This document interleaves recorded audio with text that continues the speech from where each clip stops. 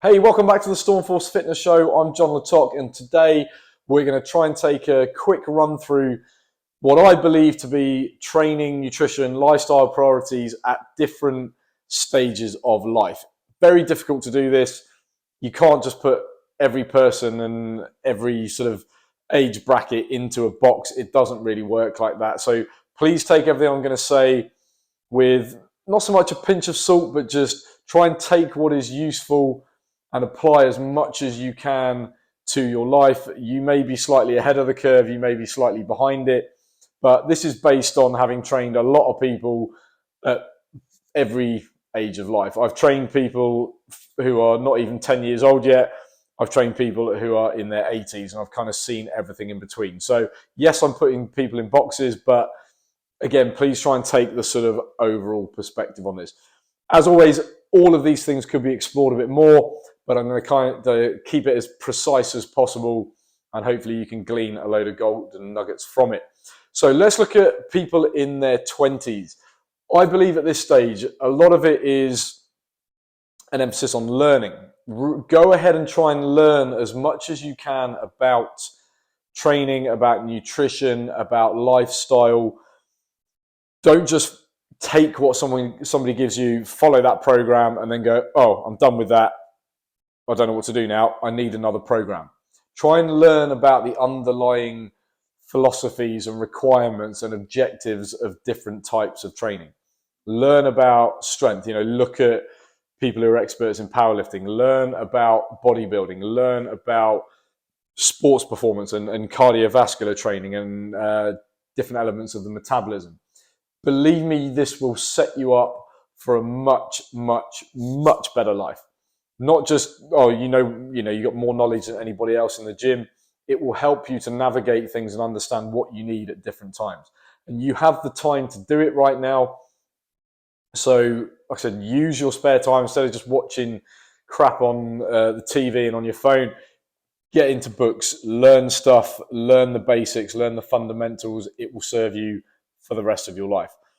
In terms of the actual training, my philosophy here is you want to get as strong as you possibly can, and you want to add lean muscle, and obviously you want to get your body fat down. In your 20s, if you get all of those right, or even almost mostly right, ladies, you want to be looking at somewhere between 18 and 23% body fat. You should be able to get there without any issues. Guys, you want to be more like between 10 and 15%. Those should be your targets. Now, you might need to gain some muscle. You may have a lot of muscle already, need to focus on fat loss. Again, whatever age you're at, everybody is different, but those should be attainable targets for most people, unless you were just eating crap and missing workouts all the time. So again, those should be attainable targets. They will get you looking great. You will look better than pretty much everybody you know, especially these days, because obesity and even just being overweight, those levels are rising. It's actually getting easier to stand out. Okay, so if you can add some muscle, reduce your body fat, you are going to look really, really good.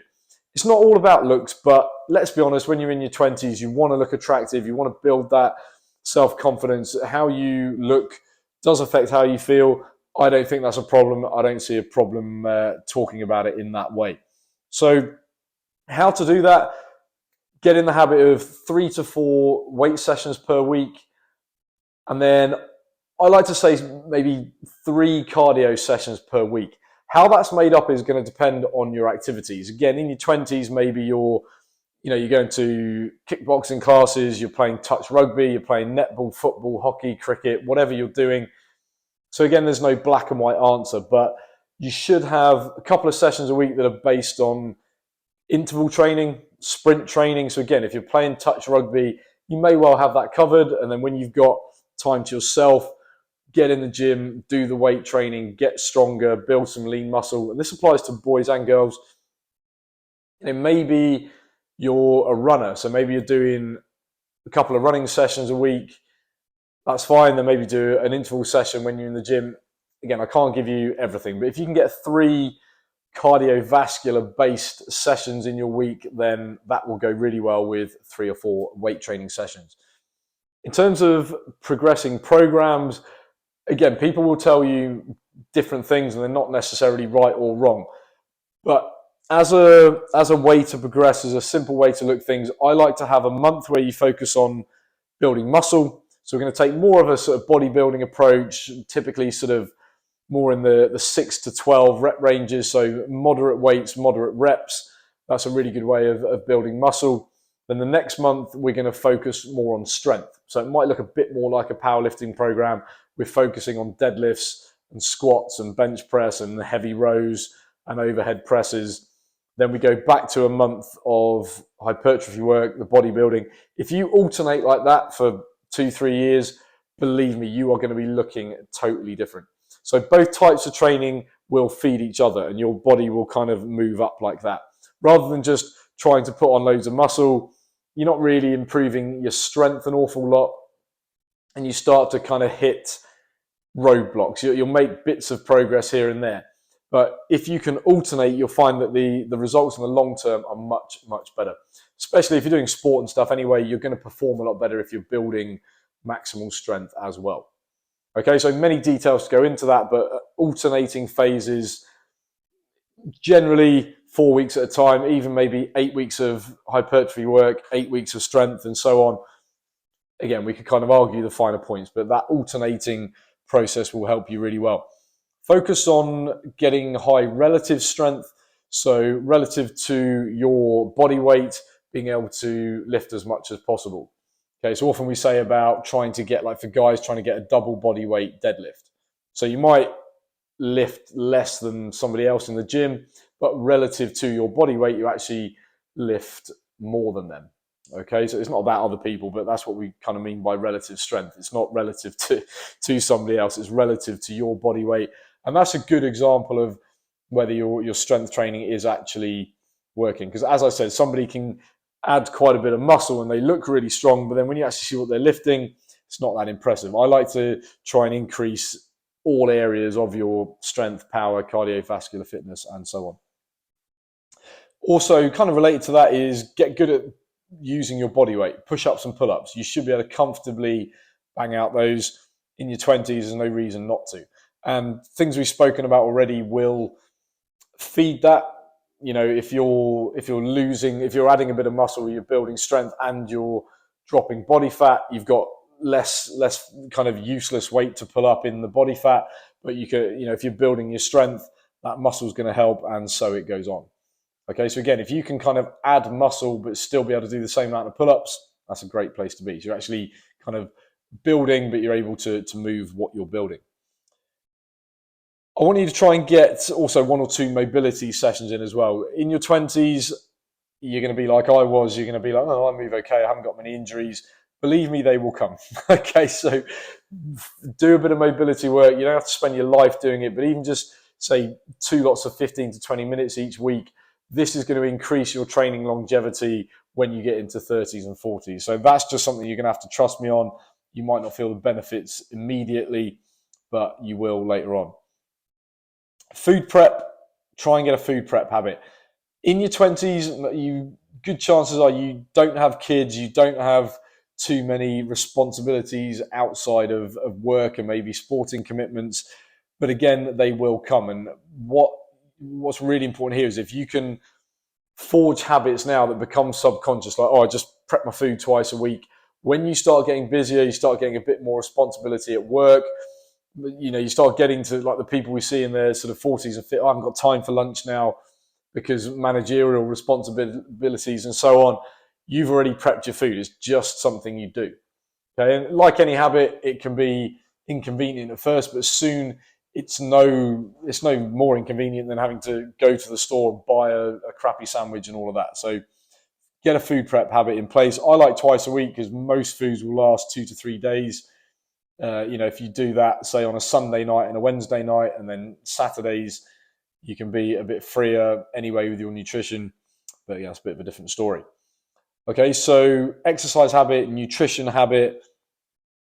If you're a female, I think you should learn about the female hormone cycle. You probably think you know more about it than I do because you actually go through it. But what I mean is how it affects your training. And it does, because you'll just, off the top of my head, things that you'll experiences during the middle of the cycle, because of the hormone changes, you tend to be at your strongest.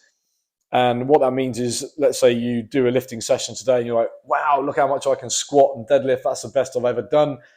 And then a week and a half, 2 weeks later, you try the same thing and you've got weaker. Well, you haven't. It's just these hormone changes that are going on. Again, give it another 2 weeks and you hit that peak. So when you understand that, it doesn't necessarily make it easier. You can't stop it. But when you understand what's happening, you are more likely to avoid potential kind of mental blocks and mental tripwires. Oh, I've suddenly got weaker. Oh, I'm less fit. Oh, we know these emotional things come with the hormonal roller coaster. That's the way it is, unfortunately. But like I say, just understanding it, you get to kind of look at it from 30,000 feet up, like you're in a plane, and go, okay, it's not great. I wish it wasn't happening, but I understand this is only a temporary thing.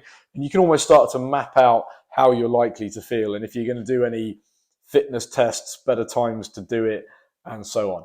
So it's a very complex subject, but actually understanding the common points that affect your training and your food cravings and so on, it's actually not that complicated, but very useful. I also think at this point, again, understanding family genetics and potential issues that can come later on, like if your family's got a history of heart issues, in particular, any kind of metabolic and cardiovascular issues, wise to understand them now, and again, start to make any adjustments or even start to make certain commitments that will serve you later on, like getting heart scans done and so on. Things that can be picked up early doors that won't really affect you now. Like if you're genetically predisposed to heart issues, you're unlikely to have a heart attack in your 20s. However, if you get the scans done, often things can be picked up, and the health markers and stuff like that can be picked up earlier and dealt with a lot earlier as well. So you kind of stop yourself potentially hitting the points that your family members have. And what I will say on that point is that genetics genetics tend to be expressed by your lifestyle. So yes, you may be genetically predisposed to something, but vast majority of the time, if you can get your lifestyle in order, there's a much smaller chance of those things actually manifesting later on. So again, you get these habits and stuff in place, then you're better set for when you get older. Okay, so that's kind of how I would approach the 20s and priorities in your 20s. Moving into the 30s, by this point, you may well have had kids, so time constraints are going to be your main issue. Another thing is, if you've got a desk job, then chances are you're going to be a bit more like this, kind of hunched over. That's going to affect things that you should build into your workouts, and workouts that are likely to be shorter in time span as well. So we've got to get smarter.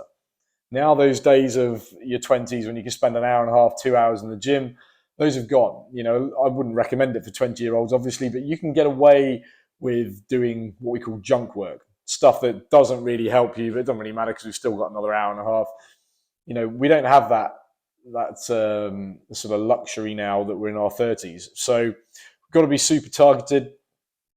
Things I would look to do is more pulling movements. So back in your 20s, you could do a pretty balanced program. So if I'm going to do 3 sets of bench press, I'll do 3 sets of rowing. Keep it pretty balanced. When we're in our 30s, we almost need an imbalanced program to achieve balance. So because I'm more round-shouldered, maybe I do 2 sets on my bench because I still want a bit of pec development and train my shoulders and my arms, but I'm going to do 3 or 4 sets of rowing movements. So spending more time on the pulling movements to help correct my sort of accumulated lifestyle all these years now that I'm sitting at a desk. I think as an approach, whereas like when you're in your 20s, full body workouts are great anyway, but when you're younger and you've got more sessions available, you might do 2 lower body sessions, 2 upper body sessions. The danger of that when you're getting into your 30s is you've got more chance of missing sessions. Hopefully you won't, but your kid suddenly gets ill, you've got to take the dog to the vet or whatever. Now I can't train today. if that day is one of your leg days, now you've got a lot of leg training that you've missed out on. So I generally prefer full body workouts if you're one of these people who, there's a chance that you're going to miss some sessions. And then that way, if you miss 1 out of 3 sessions, you've still worked your whole body twice in that week. Okay, rather than sort of emphasizing too much.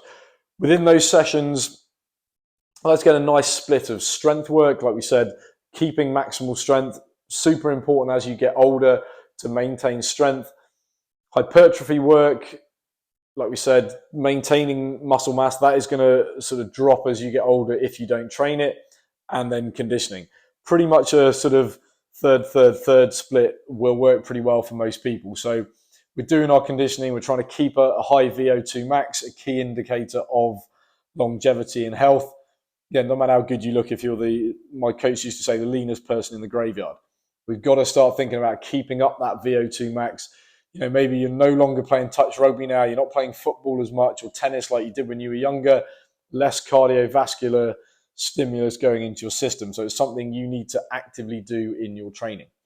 So generally, that's why we do it with our total fitness classes at Stormforce Fitness, where give or take, it's a third of maximal strength work or near maximal strength work, a third of hypertrophy work, and a third of conditioning. It's a good way for most people, because most of the people we train are sort of 30s and 40s. I also like supersets and circuits, and not necessarily circuits as in what you think of a circuit class and high intensity and moving around and sweating lots, but pairing up exercises. So maybe we do a pushing movement overhead, we do a pulling movement, and we do a lower body movement. So while my legs are resting, I can then do my pressing movement. While my shoulders are getting a rest, I go and do my pulling movement. I can do 3 sets of that and keep moving in a much smaller amount of time than doing a leg set, standing around for 2 minutes, doing another leg set, standing around for 2 minutes, doing the same with upper body. So circuits and supersets work well for that.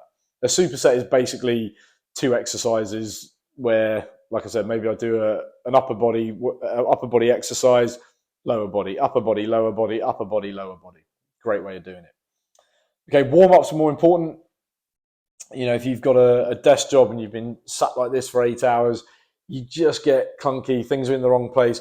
Getting in, getting your blood moving, 4 or 5 minutes on the bike or the rowing machine, some movement circuits, as I call them. So it kind of looks a bit like yoga, but more of a flow, a few seconds here or there, rotations, opening up the hips. That sort of stuff gets more and more important as you get into your 30s. Okay, so as an overall mindset thing here, I think you've got to stop blaming time for how you feel, how you look. That might sound like a bit of a contradiction, because I said you're going to be shorter on time.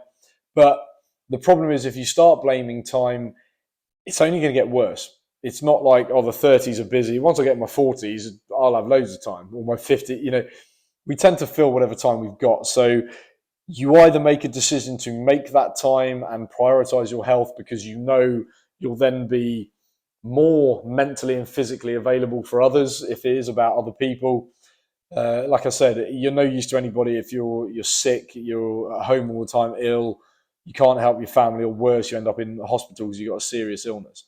Okay, so stop blaming time, look at time management, look at what you're doing that you just don't really need to be doing. And into your 30s, you've got to start getting better at saying no, because more people are going to kind of demand your time, especially when it comes to work and family. Like I said, it can almost seem selfish, but actually you're able to give a hell of a lot more if you are fit and healthy. So do it for other people by all means, but do it. With your workouts, going back to accept I call it the 2-6-2 rule, where you got to accept that you're unlikely to have great workouts all the time. You're going to be more tired. Stresses are more prevalent in your life. Just accept that out of every 10 workouts, you're probably going to have 6 just moderate to good ones. You'll probably have 2 amazing ones where you're just having great days. You'll also probably have 2 crappy ones. Don't put too much emphasis on the great ones. It's not going to happen all the time. But also don't put too much emphasis on the bad ones. It's just the way it is. The key is focusing on consistency, and keep a consistency journal, whether it is your hydration, your protein intake, your calorie intake, your sleep, the huge habits that make I call them the sledgehammers. They're the big hitters. Journal those. Keep a little calendar. All you got to do is tick the day every time you do them, and see how long you can keep those patterns going. Okay, getting that consistency is the important thing, not being amazing all the time. Because if you only work out when you feel amazing, again, you'll rarely ever do it. Okay, and the negative side of being in your 30s is that you're still young enough that you're unlikely, unless you're in a really bad state, to be suffering from major cardiovascular or metabolic issues. But understand that there's a very high chance that they are building. A lot of studies have been done into health markers and things like that, and we now know certain markers within your body that are very well correlated with serious illness when you're older. They will be building in your 30s. Okay, they might not be manifesting in your 30s, but they are building. And if you choose to ignore those, you're basically saying, you know what, I'm okay with the odds that they're very likely to come back and bite me in the ass in my 40s, okay, which is not a good way to live. So at a basic level, things that you can and should do yourself: monitoring blood pressure. I've got a blood pressure monitor here. They're like £20 now on Amazon. You can do that once a week, even once a month. I'll probably say once a week is better.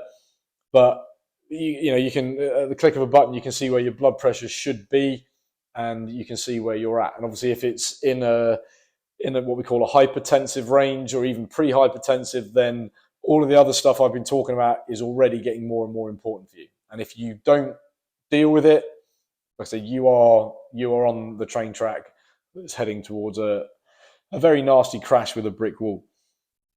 Blood sugar as well, easily monitorable now. Again, you can get kits off Amazon that can do it. Go to your doctor and have it tested, like a fasting blood sugar test. They may well then test insulin function. Again, I don't want to get too much into it, but like I said, these things start to show up in your 30s if your lifestyle is kind of suboptimal, should we say. They might not affect you now, but if you pick up on them now in your 30s, you can do something about it. I don't want that something to be medication in your 40s. You can be your own doctor to a certain point at this stage when it comes to a lot of health stuff. And then we only need doctors for the sort of serious medical issues that might crop up. The other one is inflammatory markers. Things like homocysteine can be tested for. These things are, again, markers that, like homocysteine in particular, to do with inflammation of your arteries and so on, which again can easily lead to cardiovascular issues and problems with your blood vessels and plaque in your blood vessels and all that stuff that can lead to strokes and heart attacks. Again, the markers can be there in your 30s, even if the serious symptoms aren't. Okay, so that's my advice for your 30s. Moving on to the 40s. Again, at this point, I'm going to reiterate the fact that you may well be in better shape in your 40s than a lot of people in their 30s these days, and 20s, sadly. So again, I'm quite the opposite of saying you're getting old, you should or shouldn't do this. I'm just saying, again, the average person, when they get to 40, typically experiences what I'm going to talk about and should probably address it in the way I'm going to talk about. But I'm certainly not saying you're old. By the way, I am now 40, so I look at these things myself. I'll start with the health markers. You'll see the older we get, the more I'm kind of flipping from the priority of training and muscle and so on. It's still massively important, but like I said, the priority as you get older is making sure you're still in the game. So I say it again, body fat. You may well be like, oh yeah, I'm getting the dad bod and the middle-age spread and various terms we give to it. We kind of joke around about it. It's not funny. If you're overweight, and particularly if you're obese, then your odds of cardiovascular issues, stroke, liver disease, all this stuff are going through the roof. Okay, and simply being overweight and carrying more body fat increases inflammation. Again, there's all sorts of processes going on. That's almost like causing other issues in your body. Those things make it harder to exercise and be energetic. And again, it's a vicious kind of spiral downwards. So prioritizing getting this body fat down. Again, no matter what age you're at, if you can aim for guys that are typically taught, ideally 15% body fat. If you can be even below 20 as a male, then great. Ladies targeting 23%. Again, if you can at least be under 28%ish, then at least healthy. Not quite ideal, but at least healthy. Blood pressure, blood sugar, inflammation markers, we mentioned that. Visceral fat is another one as well. Now, visceral fat is, I call it your internal fat, as opposed to what we call your subcutaneous fat, which is kind of what you can see and feel. Visceral fat, if anything, is worse. Like, you're not going to die of having slightly flabby triceps, but if you've got fat accumulating around your liver and your other internal organs, again, your risk of metabolic disease is much, much higher. Easily measurable. We have an in-body scanner at Stormforce that will give you visceral fat levels and where it should be. If you're above the recommended amount, again, to put it simply, your risk of metabolic diseases is much higher. I'd also recommend at this point, I'm not saying it's useless in your 30s, get it done then as well, but hormone testing is a great one to do, because odds are in your 40s, if you're male, your testosterone levels are likely to be falling. They don't need to, as much as people often attribute falling testosterone to the fact that they are just getting older. Actually, it's often more because the average typical lifestyle as you get into your 40s leads to reduced testosterone. So things like you stop going to the gym, you stop lifting weights, maybe you're drinking more in the evenings to negate the effects of stress. That affects your sleep. If you're not sleeping as well, or maybe like kids as well, affecting sleep, then testosterone levels are going to fall. So getting a hormone test done, a couple £100. We can get female testing done, slightly different. Maybe looks at your cycle, picks up on any particular issues there. Things like, particularly in females, thyroid as well. Sometimes people assume they have a thyroid problem because they're struggling to lose weight. Again, it's best not to assume these things. Get a simple test done, and then depending what the issue is, the recommendations are going to be slightly different. So again, there's many angles to this whole when you're 40, do this kind of process, but you get the idea. As an overall perspective, getting hormone testing done, visceral fat testing, blood sugar, blood pressure, it doesn't really take that much effort. It sounds like a lot of stuff, but actually very simple to do and could potentially save your life.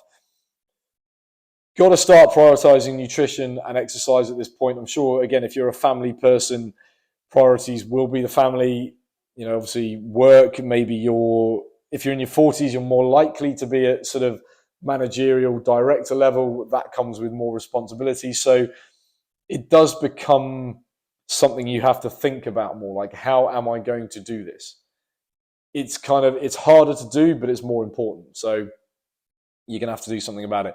Part of that is potentially talking to important others, because, when you're 20, you can just go, oh, right, I'm fed up of being fat. I'm going to the gym, 6 o'clock till 8 every night. Bang, I'm in there, sorted. It's not going to be that simple if you've got a wife at home who's tired and, doing all the tasks around the house, or vice versa. If you're a female and you want to get out to the gym and it's really affecting your mental well-being and your health, if at this point you typically look after the kids after school and into the evening because your husband's working late, you're going to have to speak to him and say, look, I've maybe find out you've got certain problems, you get these tests done. You're going to have to include other people in this decision-making process. Okay.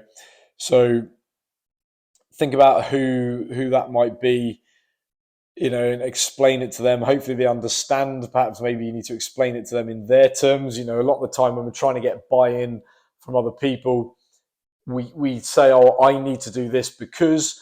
Sometimes you've got to flip it and go, look, I need to do this. Well, I think it will really help our relationship. Maybe your sex life will improve. Maybe just the mood in the house will improve because you're not sort of stressed and tired and miserable. So again, many conversations to be had, but they can be very difficult, but also, again, life-saving, or at least improving your life within the time you've got. In terms of training, again, I'm going to emphasize pulling movements, getting a strong back, getting strong glutes and hamstrings, all the postural muscles. Sometimes even just, if you slump around and you walk around like that, simply improving your posture and being able to stand up straight makes you look better, even if you haven't actually lost any body fat or put on muscle. So again, the older we get, the more hunchback we tend to get.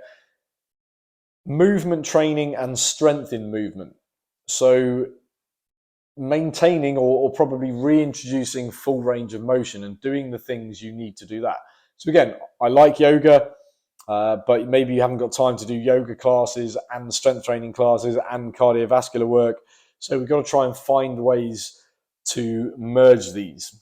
Okay, so that's why I like sometimes 10-15 minute movement circuits before classes and just doing what needs to be done, trying to even squatting, holding a squat rack, just holding onto it and using your body weight and sitting right into it and staying there and reminding your brain what a full squat is and what full movement at the ankles is and full range at the shoulders.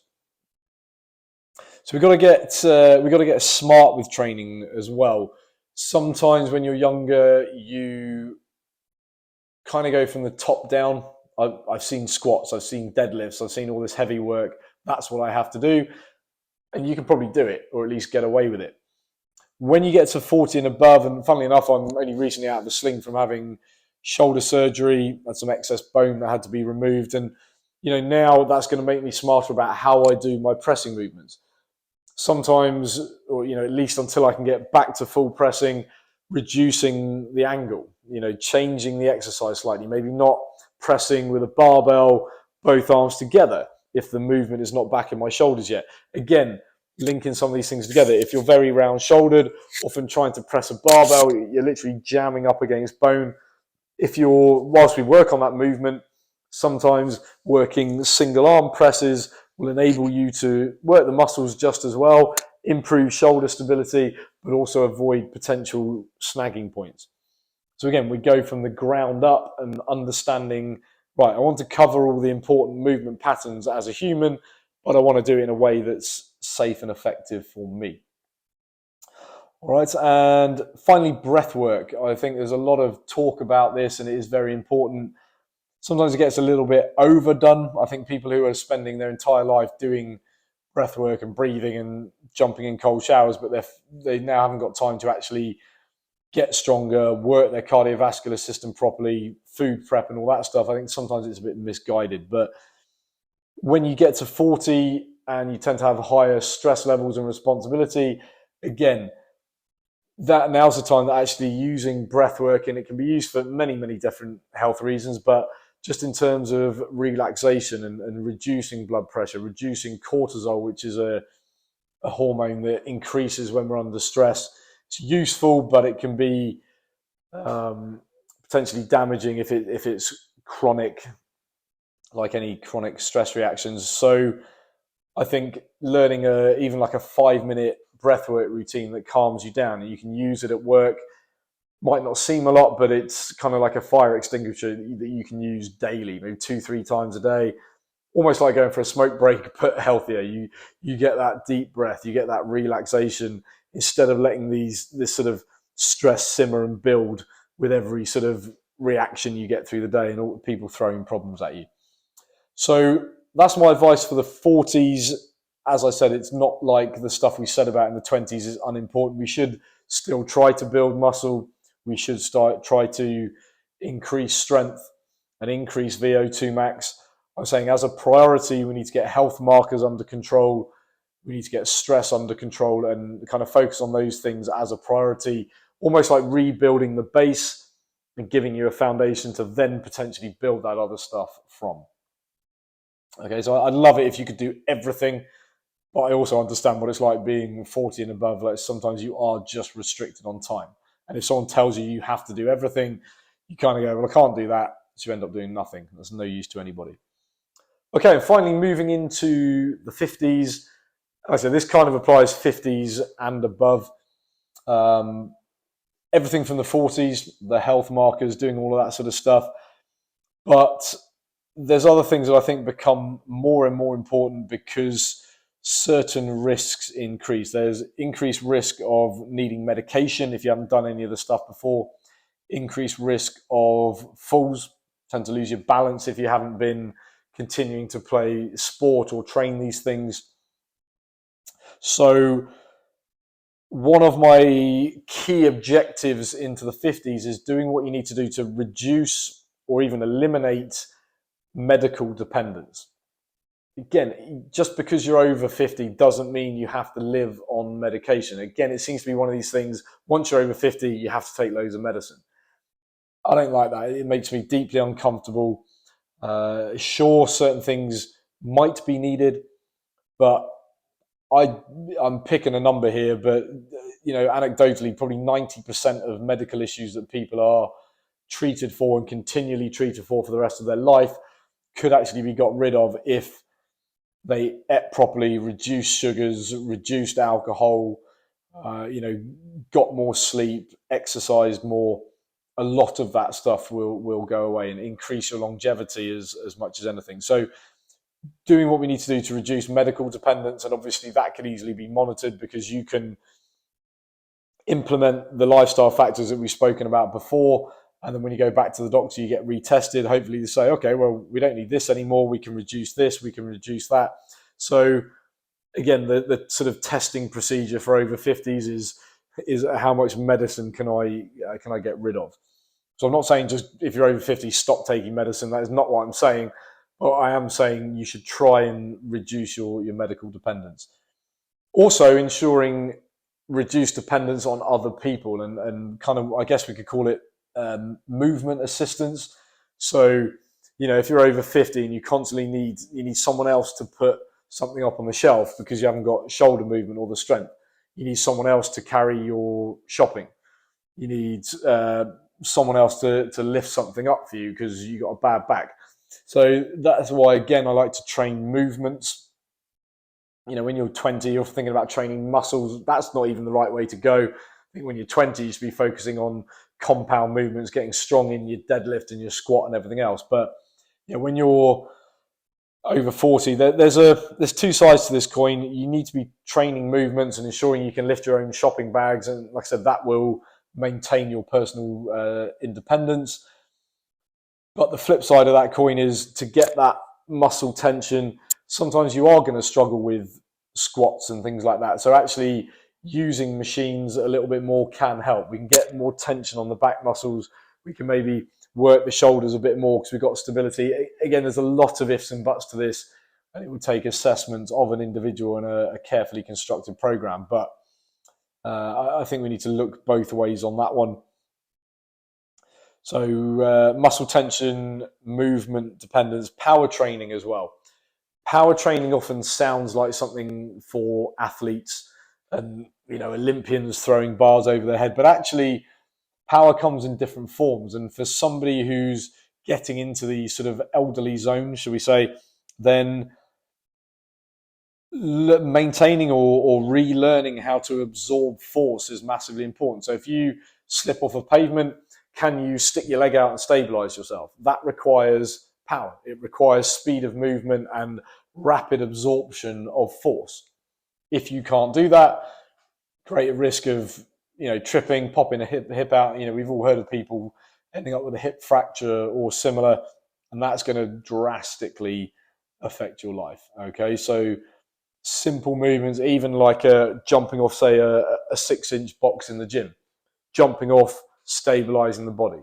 That's it. That's all we're learning to do. So again, there's different ways to do it, but that should be a priority in your training as well, as opposed to trying to get a six-pack. So have a think about that. So I think it's difficult here when you're in that 50 zone. What I find is you tend to get people go one of two ways. They either still think they're 20 and try and do stuff like that and then constantly putting their back out or hurting their shoulder, or they kind of talk like they're 80 and like they've already given up. Neither of those is particularly good or productive. We need to accept that, yes, we're a little bit older and things are more difficult, and maybe we can't match what we did when we were younger, but we also should be trying to do whatever we can and doing our best within what we have still got, and looking to, there's no reason why you can't improve movement. Often the movement that you now don't have, it's not because you lost it as such, It's just that you haven't done those movements for so long that the brain almost shuttles it out. A bit like if you used to know Spanish in your 20s, you haven't practiced it for 30 years, then you're probably not as good because your brain tends to move stuff out and make room for whatever you've been throwing at it in the meantime. So we can relearn movements. Again, you're probably not going to move like you did when you were 20, but you can move a hell of a lot better. The last thing on training is I like the use of heart rate monitors, and this at all levels really. It's good to know where your heart rate zones are and train different heart rate zones for different reasons. Again, I've done other videos on that, but just at a base level, maintaining good aerobic capacity is good. Doing your zone 2 training, so having a heart rate monitor on and watching that is a very good way of doing it. Spending as much time as you can at sort of your top end of zone 2, really good way of increasing aerobic fitness and maintaining health. Especially if you've had known heart issues, maybe you're just getting into the exercise because you now know of an issue, then good for you, but you also don't want to go too hard too soon. So again, using a heart rate monitor to stay in the right zones and not put too much stress if you've got a fragile heart, again, can be very important. We don't want to go too much the other way. So to round things up, I think at every stage of life, it's very important to have a kind of bank of tests that we use. We're not just blindly going to the gym. The doctor says, oh, you need to do more exercise. Well, should I be swimming, doing long sessions, short sessions, intervals, boxing, cycling, running, classes, circuits, weights? It's very difficult to tell. So having a bank of tests at each age is very useful. Like we said about in your 20s, maybe using strength tests, using body composition tests. They're probably going to be the things you most care about. And again, they'll keep you honest. They'll keep you on track rather than guessing. In the 30s, we started talking a bit more maybe about getting your VO2 max tested, especially if you're not doing as much sport as you used to.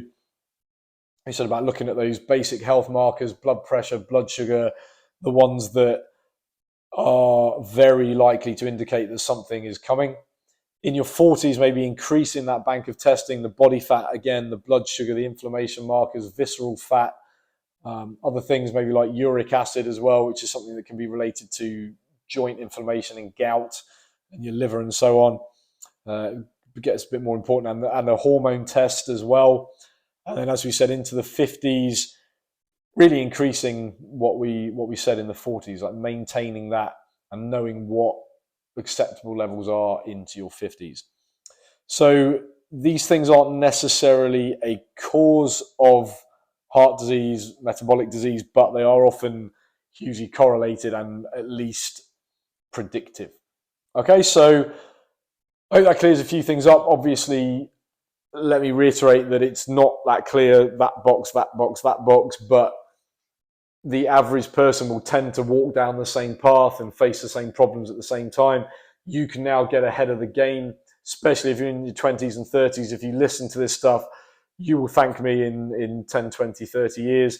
If you're watching this as a 40 or 50-year-old and thinking, shit, I need to do something about it, then again, you've got some very important areas to focus on. And again, hopefully you'll thank me in 20 to 30 years when you're still alive. Okay, if I can help out with any of those, get involved with your programming, training, anything like that, then please get in contact with me. Otherwise, I will see you on the next episode of the Stormforce Fitness Show.